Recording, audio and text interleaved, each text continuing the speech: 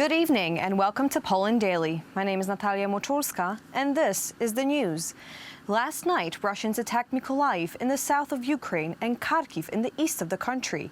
The missiles fell for the first time in over a month, also in the Lviv region near the Polish border. According to the assessment of our politicians, this is a response to the visit to Ukraine of the Polish delegation headed by the head of diplomacy, Zbigniew Rau.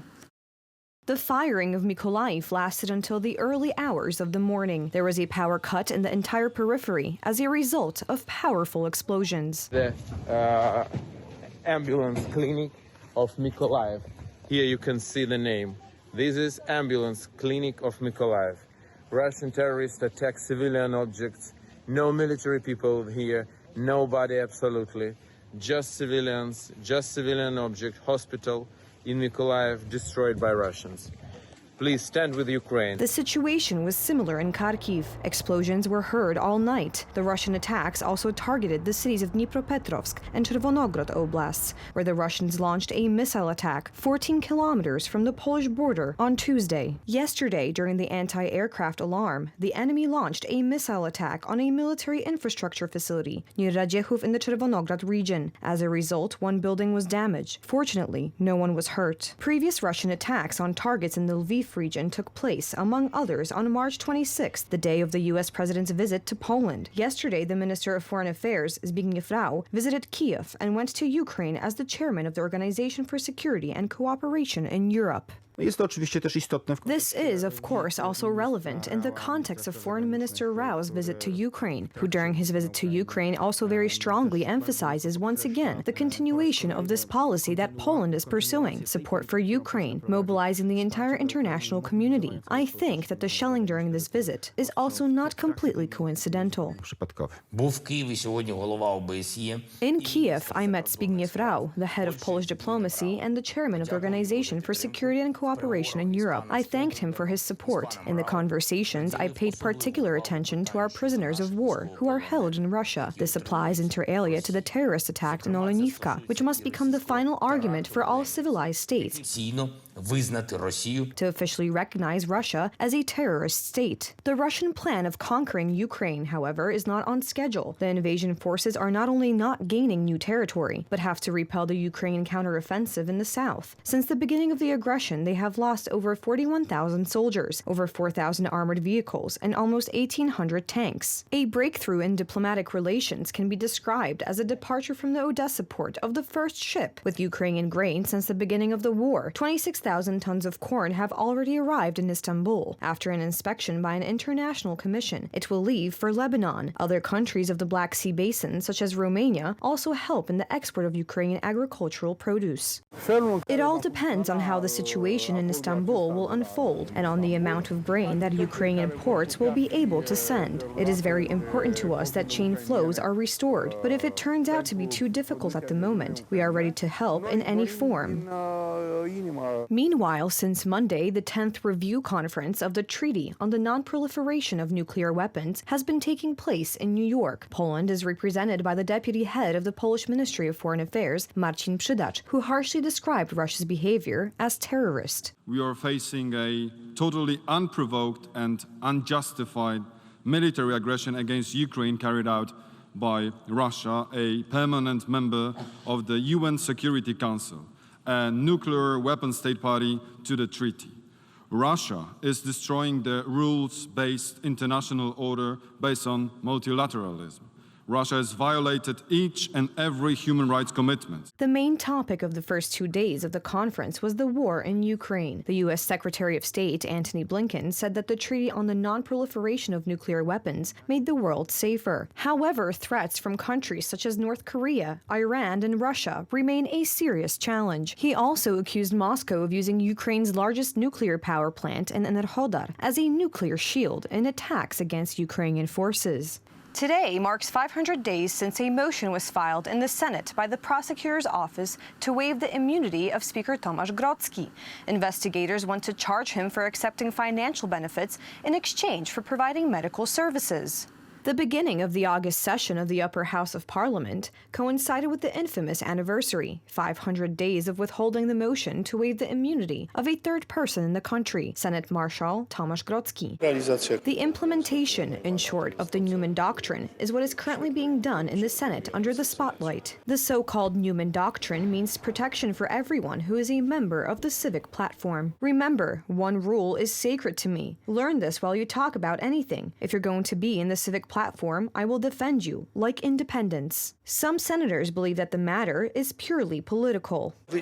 Some voices were drawn and a recording of people who, some of these people are already dead, by the way. It all started in 2019 when Tomasz Grodzki was to become the Marshal of the Senate. Horrible, Professor Grodzki, a candidate for the Marshal of the Senate. When my mom was dying, we had to give $500 for the surgery, supposedly for medical journals. I did not receive an invoice or a bill. I will never forget it. Following the disclosure of information, prosecution investigations were launched. Gazeta Polska was the first to write about the envelope scandal. At the words of Tomasz Sakiewicz about calling Grodzki an ordinary bribe taker, the Marshal filed a private indictment against the editor-in-chief of Gazeta Polska. Grodzki wants 3 years in prison for me, just for saying how it is, that I commented, and it actually works because some people are simply afraid. Some witnesses were also brought to court. In May this year, after more than a year of battle of the district prosecutor's office with the office of the Deputy Marshal of the Senate, Bogdan Borusiewicz, the motion to waive the immunity was negatively assessed by the Senate's Committee on Regulations, Ethics, and Senatorial Affairs. In this case, I believe that the prosecutor's office, led by an active politician, party leader, and member of the ruling coalition, does not remain impartial. Then, at the session, the Senate rejected the prosecutor's motion. And have you seen this motion? Request to appeal, yes. Have you read it? I have not read it, but it was presented in the Senate. Some senators of the Law and Justice Party complained about obstruction of access to the content of the application. When it came time to vote, some senators said that they had not seen this motion. Some procedural considerations made this request unavailable. The case began to get wider and wider because in mid-May this year, the Central Anti-Corruption Bureau detained 3 doctors associated with the foundation established by Grodzki. One of them is Krzysztof K., the former head of general and vascular surgery at the Szczecin Hospital in Zdunów. He is suspected of committing 166 crimes in total, including corruption and money laundering. There was a cooperative in the hospital. This is usually the case in such situations. It is not that only one doctor is a beneficiary.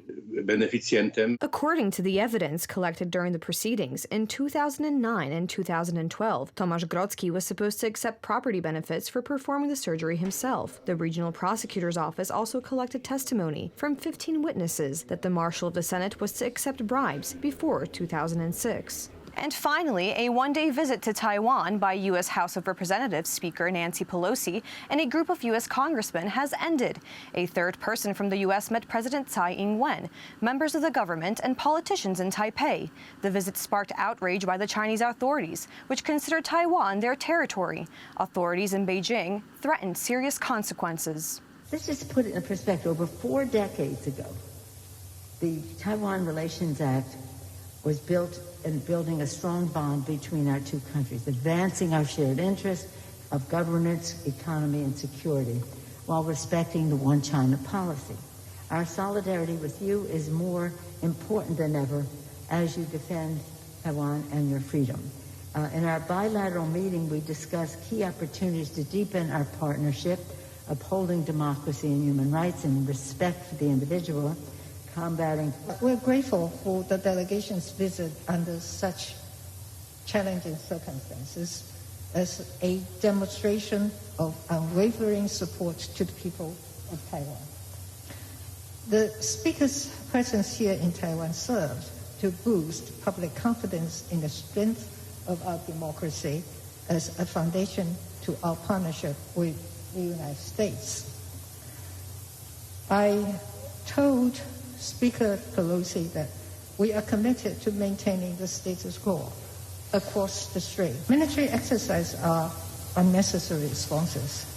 Taiwan has always been open to constructive dialogue, and we will work with stakeholders to bring about stability and peace in the region. Thank you. This is the first U.S. visit of such a high level to Taiwan since 1997, when the former Speaker of the House of Representatives, Newt Gingrich, visited the island. China strongly protested against the visit. President Xi Jinping, in a phone call with U.S. President Joe Biden, warned against Pelosi's visit to Taiwan, telling the U.S. not to play with fire. Beijing has been sending U.S. administration officials warnings through informal channels that China could respond militarily to such a visit. Nevertheless, Pelosi landed in Taipei after visiting Singapore and Malaysia. During her talks with Taiwanese authorities, she stressed that the United States will not abandon its commitments to the island and will protect democracy from authoritarianism. This afternoon, local time, Nancy Pelosi flew back to Seoul and will visit Japan tomorrow.